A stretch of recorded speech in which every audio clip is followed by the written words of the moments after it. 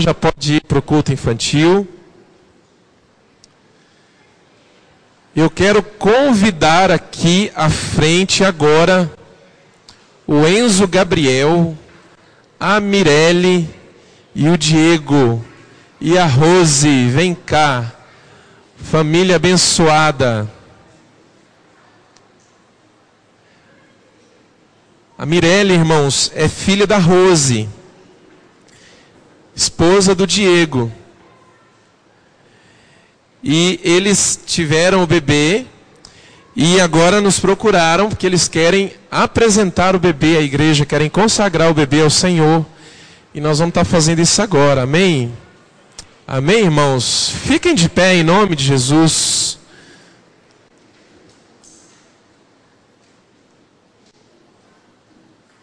Esse é o Enzo Gabriel. Está no quinto sono aqui, irmãos. Ó. Glória a Deus. Irmãos, estenda suas mãos para cá. Quando a Rose me procurou, ela me contou um pouco da história do nascimento do Enzo Gabriel. Alguns dias depois que ele nasceu, ele teve um problema de saúde, assim, meio sério, deixou todo mundo assustado. Mas ele foi curado, irmãos, e a Rose falou assim: pastor, nós não temos nenhuma dúvida de que foi um milagre do Senhor. O Senhor curou ele, curou de verdade. E esse é um momento, irmãos, muito importante na vida dessa família. Então nós nos alegramos por poder participar desse momento e por testemunhar esse gesto, esse ato que partiu do casal, partiu da Mirelle, partiu do Diego, são os pais do Enzo Gabriel, de apresentá-lo ao Senhor, de consagrá-lo ao Senhor. Amém? Nós vamos fazer isso agora. Estenda suas mãos para cá. Pai, em nome de Jesus, nós te louvamos, te agradecemos pela vida dessa criança, do Enzo Gabriel. Obrigado, Senhor, porque desde novinho, a família e todos os amigos, os irmãos puderam ver a manifestação da tua glória e do teu poder na vidinha dele. Quando o Senhor moveu a tua mão e o curou, ó Pai amado, daquela enfermidade. Nós te louvamos por isso, te damos graças em nome de Jesus. Queremos, Senhor, pedir ao Senhor para que o teu Espírito Santo esteja guiando o Enzo Gabriel nos caminhos do Senhor. Dê toda a sabedoria ao Diego, dê toda a sabedoria à Mirelle, para que possam criar essa criança nos caminhos do Senhor, ensinando desde pequeno os caminhos do Senhor Jesus Cristo. Que a tua bênção seja vista na vida desse casal, neste lar, nessa casa, que sempre haja a abundância da provisão do Senhor, da proteção do Senhor sobre eles, que a glória do Senhor possa conduzi-los firme nos teus caminhos, Senhor, até o último dia. Em nome de Jesus, nós consagramos essa criança ao Senhor, apresentamos essa criança e pedimos: Pai, guia-o e faz dele um homem do Senhor, em nome de Jesus, amém, Senhor. Amém, irmãos. Dá uma salva de palmas para Jesus, em nome de Jesus. Amém. Podem se assentar, Deus abençoe vocês, tá? Glória a Deus.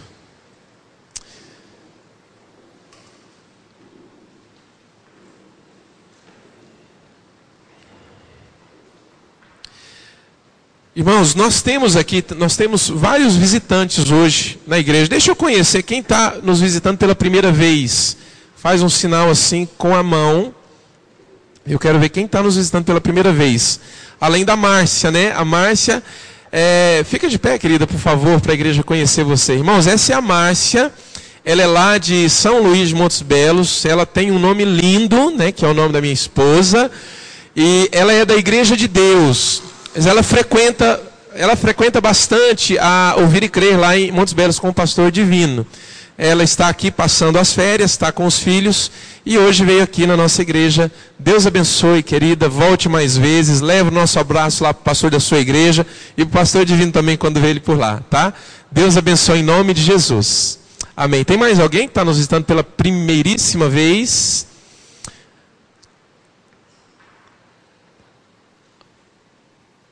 Ah, o Enzo Gabriel.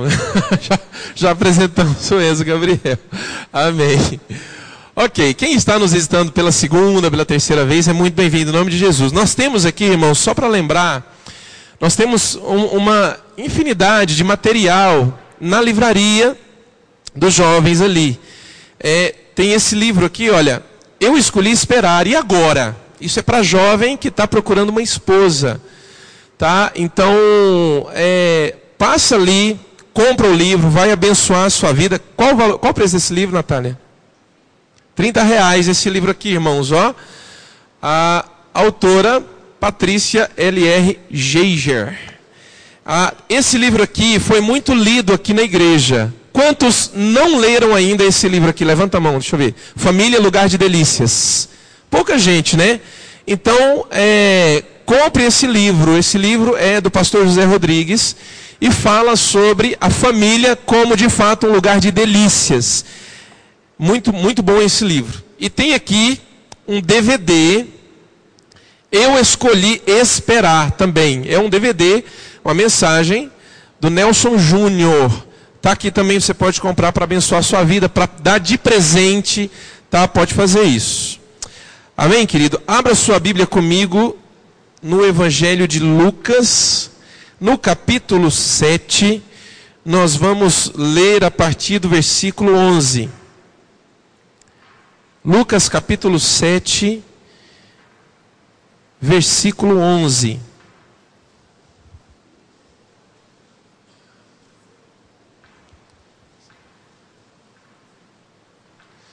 Sempre final de ano, irmãos, a igreja fica bem desfalcada, né? Nós temos vários irmãos viajando, pastor Joás está viajando, mas a bênção continua aqui, amém? Glórias a Deus.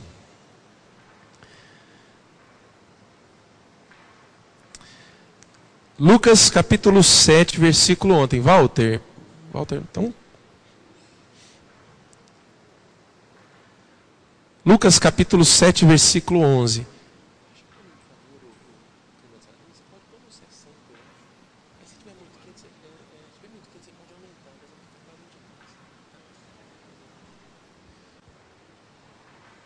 Vamos lá, vamos ler. Lucas 7, 11. Logo depois, Jesus foi a uma cidade chamada Naim. E com ele iam os seus discípulos e uma grande multidão. Repete assim comigo. Os discípulos, mais forte, os discípulos e uma multidão. Ao se aproximar da porta da cidade, estava saindo o enterro do filho único de uma viúva. E uma grande multidão da cidade estava com ela. Ao vê-la, o Senhor se compadeceu dela e disse: não chore. Depois aproximou-se e tocou no caixão. E os que o carregavam pararam. Jesus disse: jovem, eu lhe digo, levante-se. O jovem sentou-se e começou a conversar. E Jesus o entregou de volta à sua mãe. Todos ficaram cheios de temor, louvavam a Deus. Um grande profeta se levantou entre nós, eles diziam. Deus interveio em favor do seu povo.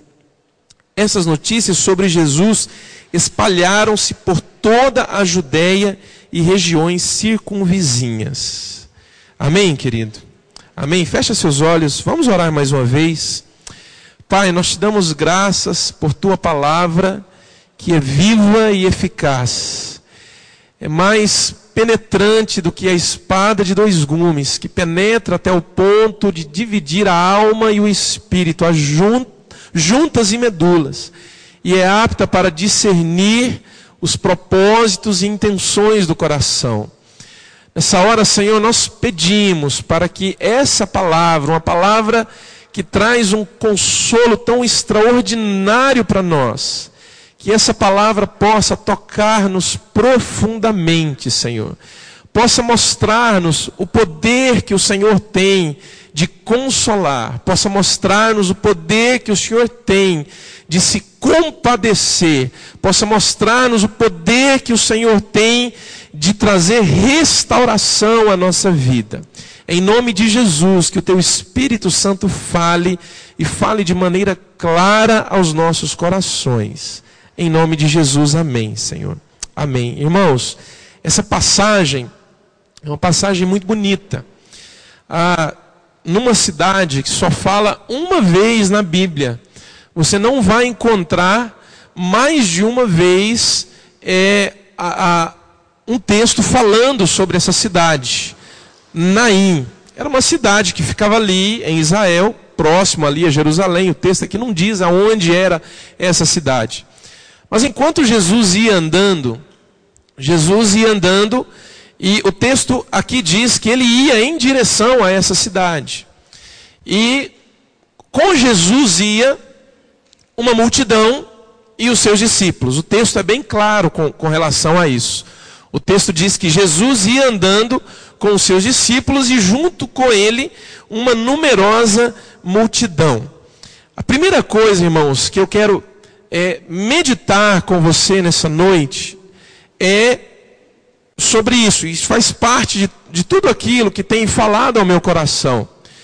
Sempre, irmãos, na nossa vida, existem duas posições que nós podemos escolher no que diz respeito a um relacionamento com Deus. Você pode ser a multidão ou você pode ser o discípulo. Jesus, ele não impôs nenhuma condição no que diz respeito à raça, à idade ou a qualquer outra condição. A única condição que ele impôs é: aquele que quiser vir após mim, negue-se a si mesmo, tome a sua cruz e siga-me. Quando ele fala seguir-me, ele não está falando de você ocupar um lugar na multidão, mas ele está falando sobre você ocupar um lugar como discípulo, como um discípulo do Senhor. Agora veja bem, tanto a multidão como os discípulos, eles sempre são tocados, impactados pelo Senhor. Acontece que o discípulo, ele cresce num relacionamento de intimidade com o Senhor, que vai fortalecê-lo muito mais do que alguém da multidão. Então repete assim comigo: eu posso escolher. Bem forte, eu posso escolher. Se eu quero ser parte de uma multidão, ou se eu quero ser um discípulo. E Jesus vai respeitar a sua escolha. Agora, vamos continuar no texto. Jesus chega próximo a essa cidade. Quando ele chega na cidade, quando ele chega próximo à porta da entrada da cidade, o texto diz que vinha saindo o quê? Novamente uma multidão. Mas na frente dessa multidão, irmãos, tinha algo especial. Tinha algo diferente. Tinha uma viúva, uma mãe que perdeu o seu único filho. Era o enterro do seu único filho que estava saindo. E o texto diz que ela era viúva e que aquele menino que morreu, era o único filho dela. Então você pode imaginar o estado em que essa viúva estava. Porque agora, além de viúva, não diz se ela tinha outros filhos ou se ela teve outros filhos. Mas naquele momento ela estava viúva e sozinha. E isso, irmãos, era uma sentença não de morte, mas uma sentença de incríveis dificuldades para ela. A viúva, naquela época, ela não era amparada pelo Estado, como é hoje. Tem uma pensão, entendeu? Tem um lugar para onde, se ela não tiver ninguém na família, um lugar onde ela possa ir para terminar os seus dias. Não! Normalmente, irmãos, muito provavelmente, uma viúva sem família, uma viúva sem filhos, ela estaria fadada a uma vida de miséria. Com certeza, ela se tornaria uma pedinte. É por isso, irmãos, que na Bíblia, Deus dá tanta ênfase a quem? Aos órfãos e às viúvas. Porque são pessoas desamparadas. Agora, imagina a situação dessa mulher. Era viúva, já não era uma situação fácil. E agora perdeu o seu único filho. E ali, irmãos, parece que foi algo que comoveu toda a cidade. Porque o texto diz que uma grande multidão ia com ela para enterrar o menino. Não diz a idade do menino, mas provavelmente era um jovem. O texto aqui fala que é um jovem. Na minha versão, aqui fala que é um jovem. Quando Jesus tocou o jovem. Então ele era um jovem. Era alguém que ajudava a sua mãe. era alguém que poderia lutar por ela, era alguém que não a deixaria desamparada, era alguém que talvez a ajudaria com certeza a cuidar dela. Mas agora o menino morreu. O menino morreu e agora ela tinha já velado o menino e o enterro estava saindo. E Jesus chega bem na hora. Jesus chega na hora em que aquele enterro estava saindo da cidade para ir para o cemitério. Repete assim comigo: Jesus sempre chega na hora certa. Amém? Amém, irmãos? Por que eu ri? Porque é interessante você falar que Jesus chega na hora certa. Que hora certa? Na hora do enterro. Não, então agora não é hora certa, já morreu. Querido, eu quero dizer uma coisa para você. Se você acha que Jesus ainda não chegou, já morreu e está na hora do enterro, querido, eu quero dizer que quando ele chegar, ele vai ressuscitar. Fica tranquilo. Olha que coisa linda, irmãos. Então repete mais uma vez comigo: Jesus sempre chega, mais forte, Jesus sempre chega na hora certa. Se morreu, vai ressuscitar. Mas ele sempre chega na hora certa.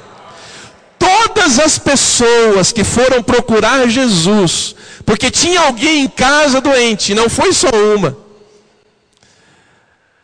Foram várias pessoas. Lembra da filha de Jairo? Quando Jairo chega para procurar Jesus, Jairo, o chefe da sinagoga, a menina ainda estava viva. Mas enquanto Jairo estava ali, esperando que Jesus atendesse aquela mulher vítima do fluxo de sangue, 12 anos, sofrendo de fluxo de sangue, chega alguém e diz assim para Jairo: não precisa mais incomodar o mestre, a menina já morreu. Aí Jesus olha para Jairo e fala assim: não temas, tão somente creia. Repete assim comigo: quando Jesus está na jogada, nunca será tarde. Repete assim comigo: quando Jesus está no negócio, mesmo que pareça que já morreu, que não tem jeito mais, que agora não precisa mais, ele virá bem forte e mudará a situação. Ainda que morra, viverá. Com Jesus você não perde. Nós não perdemos com Jesus.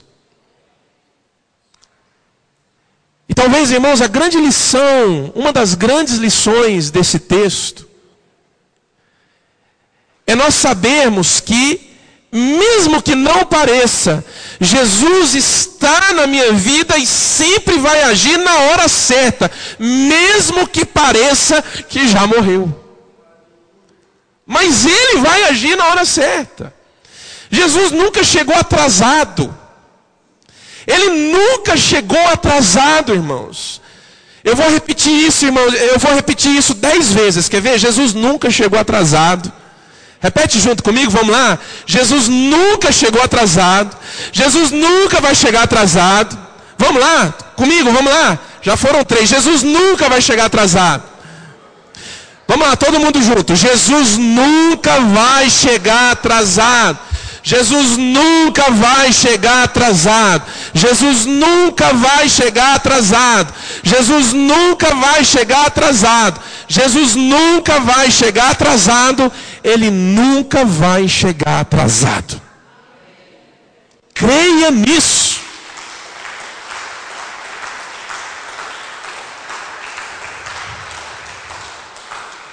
Para aquela viúva parecia que não tinha jeito mais.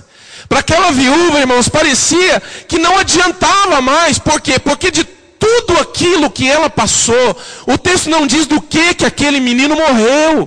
O texto diz que ele estava morto. Morria-se muito, irmãos, de doença naquela época. Quando não tinha guerra, a doença era algo muito comum. Eu estou lendo um livro que conta uma história a história da Índia, desde o primeiro ministro que assumiu a Índia, depois que ela se libertou do Império Britânico. E dizem, irmãos, que ali, mais ou menos na década de 60, só a população de leprosos em toda a Índia era maior do que toda a população do estado de São Paulo. Olha só para você ver que coisa incrível. Era maior que toda a população do estado de São Paulo. Doenças eram muito comuns. Como foi comum ali nessa nação e é até hoje, naquele tempo era também. Talvez, irmãos, aquela viúva, ela passou uma angústia danada, vendo o filho padecer de uma enfermidade, e ela agindo, tentando ministrar medicamentos, tentando acudir, mas o menino não melhorava, o menino só piorava. Era como a mulher do fluxo de sangue, o texto lá fala, que tudo que ela tentava, ela não melhorava, ela só piorava. Irmãos, tem muitas vezes na nossa vida que é assim, nós tentamos várias coisas, nós tentamos, irmãos, interferir em algumas situações da nossa vida, e tudo que nós fazemos parece que não melhora, só piora. Pastor, por que Jesus não chega nessa hora? Querido, eu não sei por que ele não chega nessa hora. Eu só sei que ele não chega atrasado.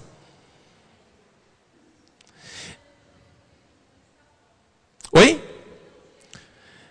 A Sol diz que ele não chega porque a gente ainda não está pronto. Pode ser. Talvez não estejamos prontos. Eu só sei de uma coisa, querido, que quando ele chegar, mesmo pareça tarde, mas a situação na nossa vida muda. Muda completamente. Isso é algo que nós precisamos, irmãos, deixar, encher o nosso coração dessa esperança. Nós não servimos um Deus que se atrasa. Nós servimos a um Deus que chega na hora certa. Ele não chegou ainda, não é a hora certa, querido, porque ele não se atrasa. Seja porque você não esteja pronto, seja porque você não está pronto, seja porque você não orou o suficiente, seja não sei porquê, mas ele vai chegar. Porque quando Jesus, irmãos, ele vem para abençoar, ele não usa como critério os nossos merecimentos. Jesus, presta atenção nisso aqui. Jesus não usa como critérios para derramar a sua bênção sobre mim e mudar situações na minha vida, os meus merecimentos. Não usa. Sabe o que Jesus usa? Ele usa a misericórdia dele. Ele usa a compaixão dele. Ele usa a graça dele, irmãos, que é infinita. E é capaz de alcançar toda e qualquer pessoa que existe, ou que já existiu, ou que vai existir na face dessa terra. É a graça de Deus. Graça. Irmãos, como eu tenho gostado de meditar sobre graça, a graça de Deus, a misericórdia de Deus, nesses últimos dias. Como eu tenho gostado daquele texto de Hebreus 4, que diz assim: por isso, entremos com confiança no Santo dos Santos, diante do trono de Deus, para encontrarmos graça e misericórdia que nos ajude no momento da necessidade. A graça de Deus, irmãos, é algo que está completamente disponível para nós. Não porque eu mereço. Não porque eu sou bom. Não porque eu não entrei tanto no pecado, quando eu estava no pecado na minha vida. Não porque quando eu estava longe do Senhor, eu não fui tão ruim assim como diz. Não é por causa de nada disso. Mas é por causa da misericórdia, irmãos. É por causa da graça. Por causa da compaixão. No domingo passado nós lemos sobre a ressurreição de Lázaro. E meditamos ali. E nós vimos ali, irmãos, duas coisas. Primeiro, o texto diz que quando Jesus viu Maria, ele se compadeceu dela. E depois, quando Jesus estava ali, ouvindo a história e vendo o lugar onde Lázaro já tinha sido enterrado, estava sepultado há 4 dias, a Bíblia diz que Jesus chorou. Por que Jesus chorou? Jesus chorou, irmãos, porque é cheio de compaixão e de misericórdia por nós. Não sei se Lázaro merecia. Eu sei que eu, Stanley Jones, não mereço, mas sei que a graça e misericórdia em medida incomparável para a minha vida. E para a sua vida também, querido, seja quem você for. Então, querido, nessa história sobre a viúva de Naim, que perdeu o seu filho, estava enterrando seu filho, a primeira lição que nós precisamos tirar é que Jesus nunca chega atrasado. Por mais que, talvez, irmãos, o texto não diz isso, eu estou aqui tentando imaginar. Talvez aquele menino tivesse padecido de uma enfermidade, ela tivesse feito tudo que tivesse ao alcance dela, e dos vizinhos dela, e dos amigos, e talvez de algum outro familiar, para que o menino não morresse. Eu sei, irmãos, que ela viu o menino morrer.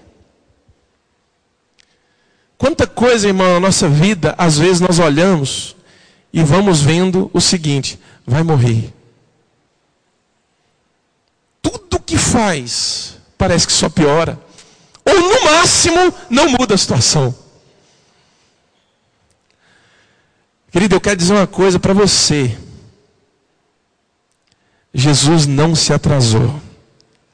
Ele está na hora certa, ele está em cima da hora. E se ele não chegou ainda, ele vai chegar. E quando ele chegar, a situação vai mudar. Vamos voltar para o texto. Olha aqui.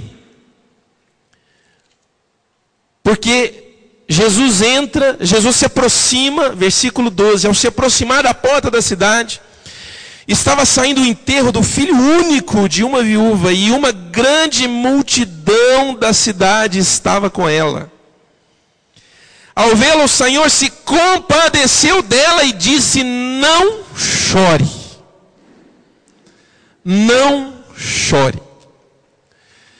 Como que Jesus pode olhar para uma viúva que estava no enterro do seu único filho, fadada a uma vida de miséria, porque agora ela não tinha ninguém por ela, que talvez tinha sofrido um bom tempo vendo o menino padecer de uma enfermidade, se foi essa a causa da morte desse menino?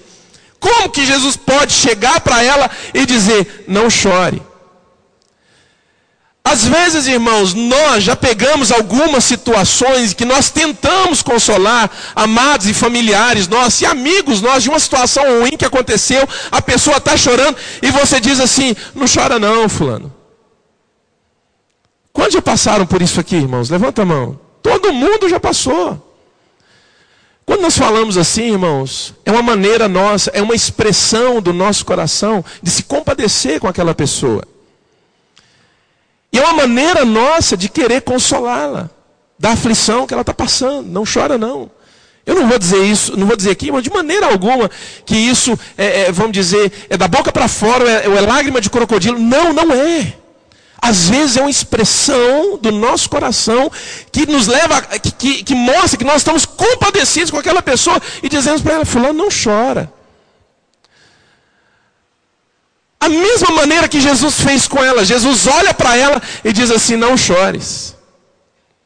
Como que Jesus pode falar isso? Sabe por que ele pode falar isso, irmãos? Porque tem uma diferença muito grande entre eu e Jesus. Jesus tem todo o poder para consolar aquela mulher e para mudar aquela situação. Às vezes eu o máximo que posso fazer é orar, servir de ombro, mas, irmãos, aquele que disse para ela: não chores, ele tem o nome de Consolador. Eu quero dizer uma coisa, querido: o consolo de Deus é real na nossa vida. O consolo de Deus é real na minha vida, é real na sua vida. E com esse consolo do Senhor, nós podemos contar em todos os momentos da nossa vida, independente do que nós estejamos passando. Deus conhece a nossa situação, Deus sabe da nossa história, Ele sabe o que nos aflige, e Ele pode olhar para nós e dizer: não chores. Eu quero que Jesus olhe para mim agora e fale assim: meu filho, não chores. Quantos querem que Jesus olhe para si agora e diz assim: meu filho, não chores? Pois então, querido, ouça Jesus te dizer: não chores. O que é que tem feito você chorar? Às vezes você acha ou você pensa que não é algo tão grave quanto o que ela passou, a perda de um filho na viuvez. Talvez são circunstâncias, situações que nós estamos vivendo já há alguns anos. Às vezes a aflição por causa de um filho que não firma no caminho, a aflição por causa de um familiar que não firma num caminho, a aflição por causa de mim mesmo, que não consigo me firmar num caminho, que não consigo realizar aquilo que está no meu coração, que não consigo às vezes prosperar em alguma área da minha vida. E isso tem às vezes, irmãos, trazido crises de angústia para nós. Quantas vezes, irmãos, nós temos chorado, ou nós temos visto os amados nossos chorar, por situações que eles não podem mudar. Quantas vezes nós temos visto isso? Quantas vezes você tem visto isso na sua vida? Mas Jesus olha para nós, olha para você nessa situação e diz: não chores. Senhor, como que eu posso não chorar? Quando blá blá blá blá blá está nessa situação. Quando blá blá blá blá blá está nessa situação. Quando aquilo outro e coisa de tal, e fulano, beltrano e ciclano estão nessa situação. Como eu não posso chorar quando eu estou nessa situação? Mas Jesus olha para você e diz assim: não chores. Não chores. Sabe por que ele está dizendo isso, querido?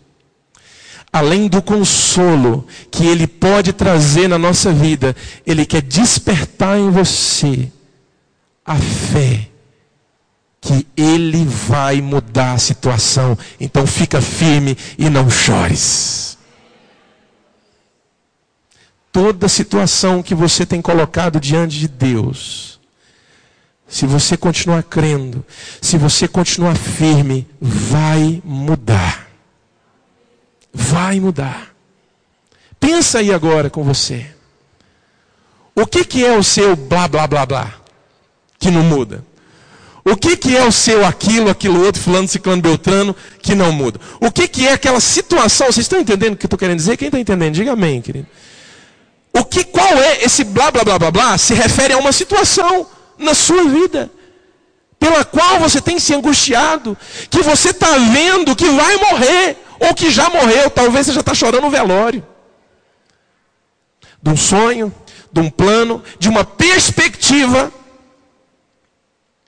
Às vezes você já está fazendo o velório, como essa viúva, de algo que você considera a sua única esperança, aquilo que poderia te dar algum sentido de viver, de continuar vivendo. Talvez você já está fazendo, está no velório, querido.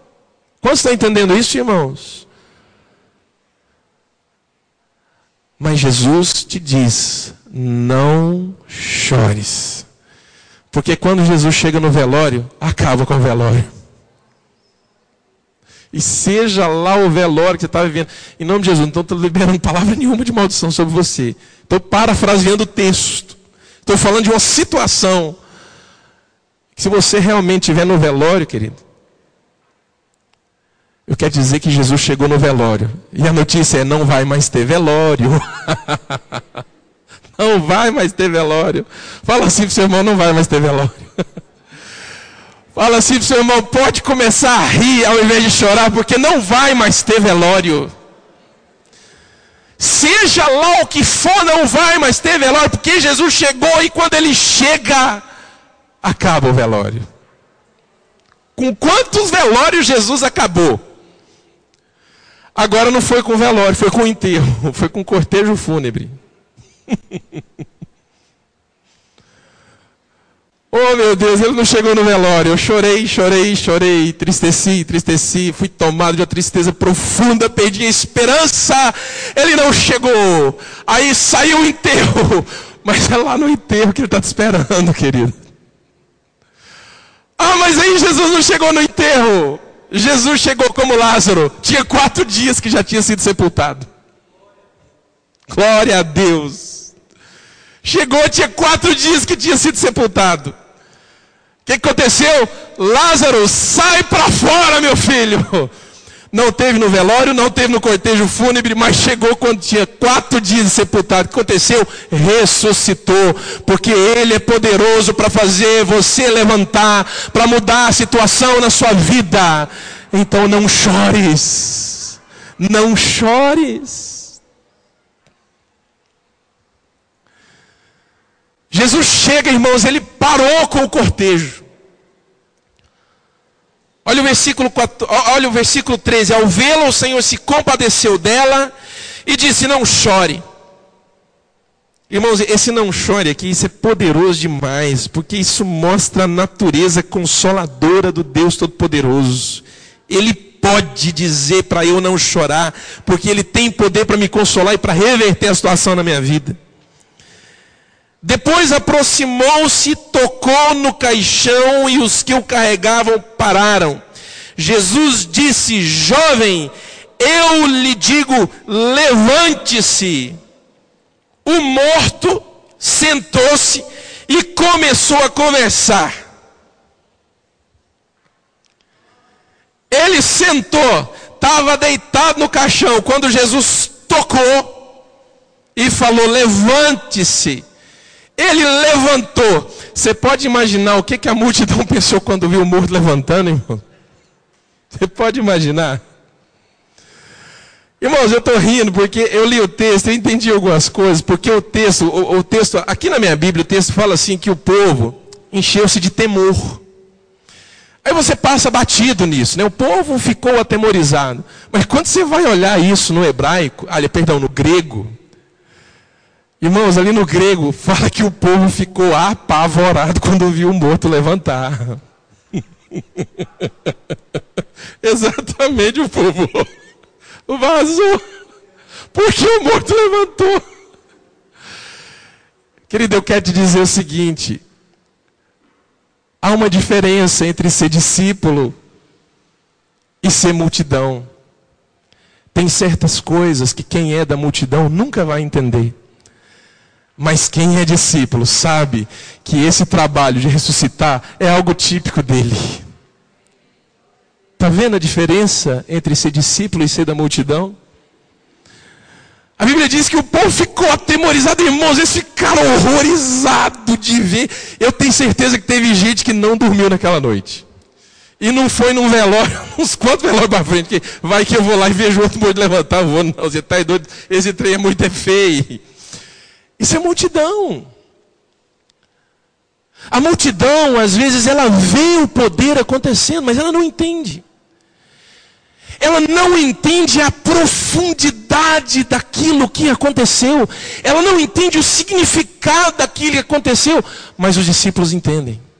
Quem é discípulo sabe que ele pode fazer e que ele fez. O morto levantou, e daí levantou mesmo. Mas como levantou? Não, ele levantou uns quantos aí semana passada. Rapaz, ele levantou uma menina. Ele levantou um amigo dele. Esse amigo dele tinha 4 dias que estava sepultado e já cheirava mal. Quantos estão entendendo a diferença entre o discípulo e a multidão? Olha, irmãos, que coisa extraordinária. O morto levantou, agora já não era morto mais. Na minha versão não diz morto, eu falei morto porque na versão revista atualizada fala assim, e o morto levantou. Na minha versão diz, e o jovem se levantou. Querido, não importa aquilo que morreu na nossa vida, mas quando Jesus chega, vai se levantar. Vai se levantar. Em nome de Jesus, vai ressuscitar. Ai, Senhor, graças a Deus, porque eu orei tanto, Senhor, eu paguei um preço altíssimo, altíssimo, altíssimo, e agora eu me sinto recompensado. Eu vejo agora, querido, glória a Deus que você se sinta recompensado, mas eu quero te dizer, não é porque você merece, é porque Ele é cheio de graça e de misericórdia, e de compaixão.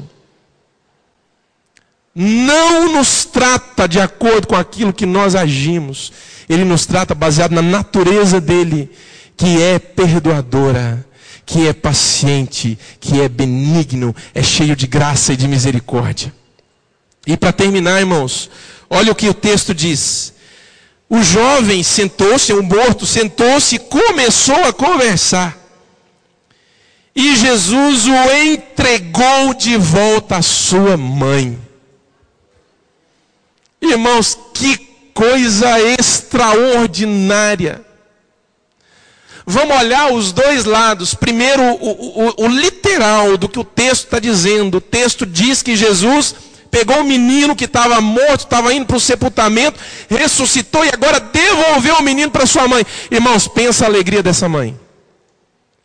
Irmão, você pode pensar que tudo que essa mulher viu desde que esse menino faleceu, agora ela sabia que ela não ia mais ter que passar por tudo aquilo que ela estava vendo.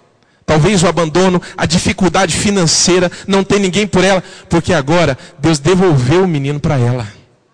Olha, irmãos, que coisa extraordinária.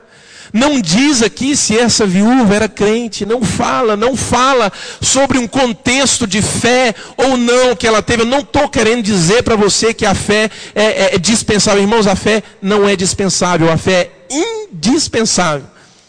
Mas o foco que eu quero dar aqui, irmãos, é sobre a misericórdia de Deus. É sobre a graça de Deus. Esse é o foco, é isso que eu quero que você veja. A misericórdia de Deus e a graça de Deus por alguém que talvez nem conhecia Jesus. Nunca tinha talvez ouvido falar dele. O texto não diz, pode ser que não. Pode ser que sim. Mas o texto não diz nem o nome dela, só diz que era uma. O texto diz que ela era uma, nem nome tinha. Lucas não se preocupou nem em registrar o nome dela. Sabe por quê?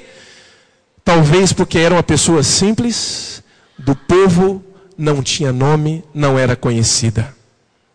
Mas foi justamente ela quem experimentou a misericórdia de Deus. E uma grande restituição de Deus na vida dela, o filho que tinha morrido. Deus restituiu. Sabe o que é restituir? É entregar de volta. É dar de volta. Aquilo que era seu, você perdeu ou te tomaram, mas Ele vem e te entrega de volta.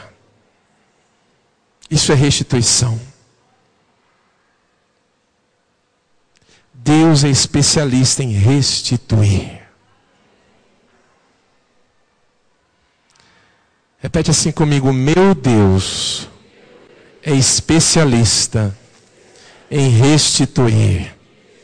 O meu Deus é especialista em me devolver. O meu Deus é especialista em me dar de volta. O meu Deus, segundo a sua graça, misericórdia e compaixão, é especialista em me dar de volta aquilo que eu perdi ou aquilo que me tiraram. Aqui não entra o caso se você perdeu porque bobeou, se perdeu porque caiu. O foco não é esse. Irmãos, olha comigo um texto, 2 Samuel. Abre comigo aqui em 2 Samuel, capítulo 14.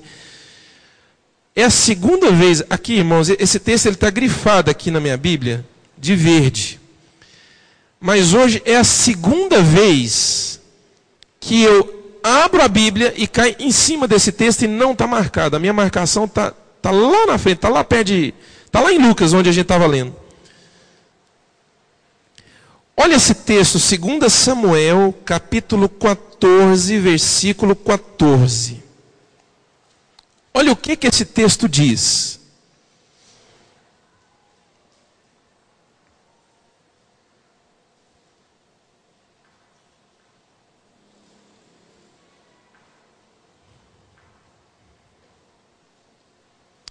Eu quero que você, se for possível, marque esse texto na sua Bíblia, porque isso aqui, irmãos, fala de restauração.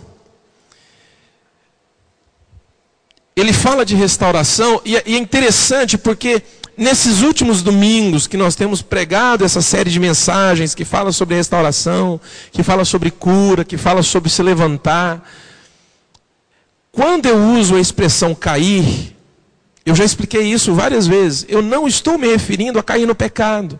Eu estou me referindo a cair num momento da sua caminhada, você cai no desânimo, cai na tristeza.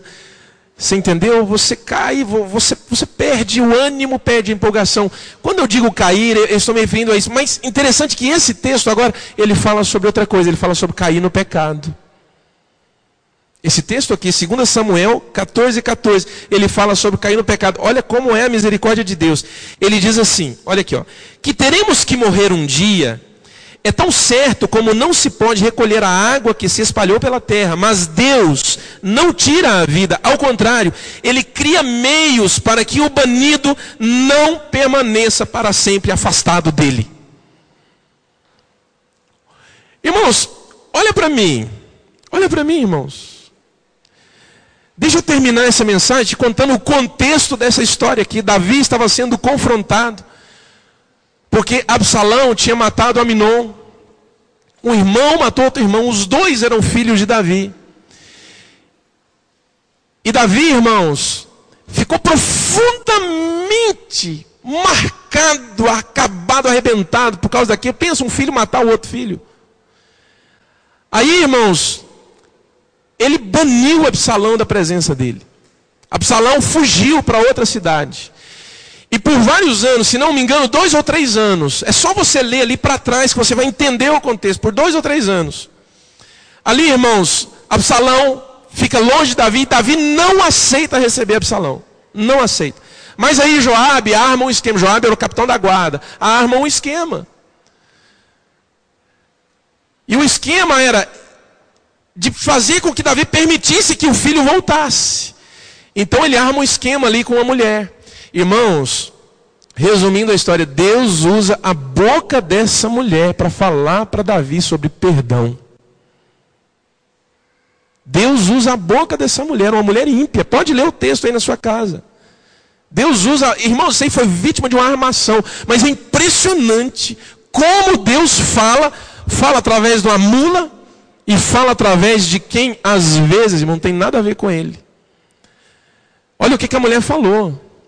Olha, Davi, é o seguinte, que nós teremos que morrer um dia. Isso é tão certo como você não pode recolher a água que foi espalhada pela terra. Agora, Deus, olha aqui, olha o que o texto diz, ele fala assim, mas Deus não tira a vida.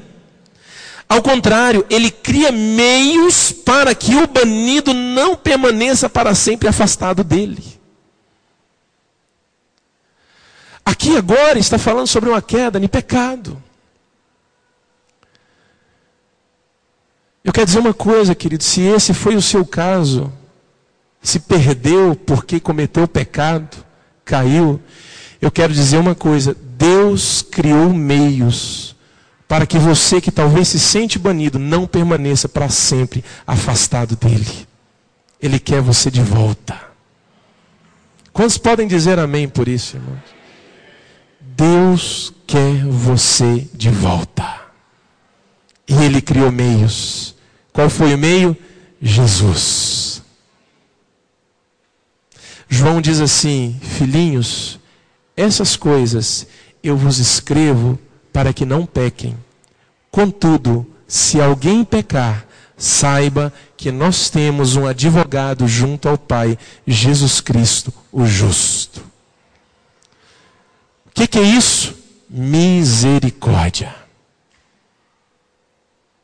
Vamos ficar de pé, irmãos? Misericórdia. Repete comigo, misericórdia. Graça. Vai lá, graça. Misericórdia. Compaixão.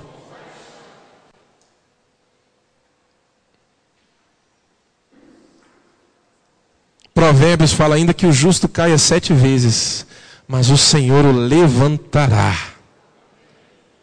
Paulo lá em Romanos ou Coríntios, ele fala assim, se cair, ele cai para Deus. Se levantar, ele se levanta para Deus. Mas Deus é poderoso para fazê-lo permanecer de pé. Por que eu falo isso? Às vezes nós temos visto algumas coisas morrer dentro de nós por causa de situações de pecado. E qual é a palavra sobre nós? Querido, Deus criou um meio para que você não permaneça longe dele. E o que eu tenho que fazer? Se arrependa, confesse ao Senhor e volte para a casa do Pai. Irei e direi ao meu pai: Pai, pequei contra os céus e contra o Senhor, já não sou digno de ser chamado seu filho. É isso que eu vou fazer. Estou aqui nessa situação, comendo comida de porco, mas eu vou lá no meu pai. É isso que eu vou fazer. Chega lá, o pai recebe os filhos, o filho de braços abertos. Irmãos, o filho não fala nada. Ele estava, o texto diz que ele estava morto. Enquanto estava longe do Senhor, ele estava morto. Estava mesmo, estava morto. Pois esse meu filho estava morto. Mas quando o filho chega, o pai não olhou para ele e falou assim: quantos meses? 1, 2, 3, 4, 5, 6, 7, 8, 9. 9 meses você ficou longe. E agora? Agora eu quero ver o que você tem para falar para mim. Não foi nada disso, irmãos. O pai abriu os braços e abraçou aquele rapaz. Abraçou.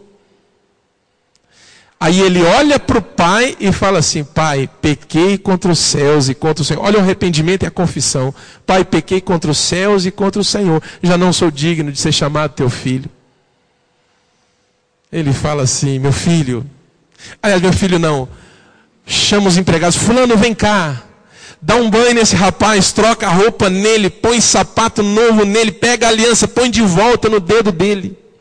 E vamos dar uma grande festa. Por quê? Porque sobrou um pouquinho do dinheiro da herança, ele não gastou tudo. Não foi por causa disso, não, tinha torrado tudo. Mas porque este meu filho estava morto e agora reviveu quando voltou para a casa do pai. Esse meu filho estava perdido e agora foi achado. Ele voltou. Querido, em nome de Jesus, se coisas morreram dentro de você por causa de situações de pecado, eu quero dizer para você: Deus criou meios para que você não permaneça longe. Então volta para a casa do pai. E Ele vai te receber de braços abertos. Em nome de Jesus, fecha seus olhos.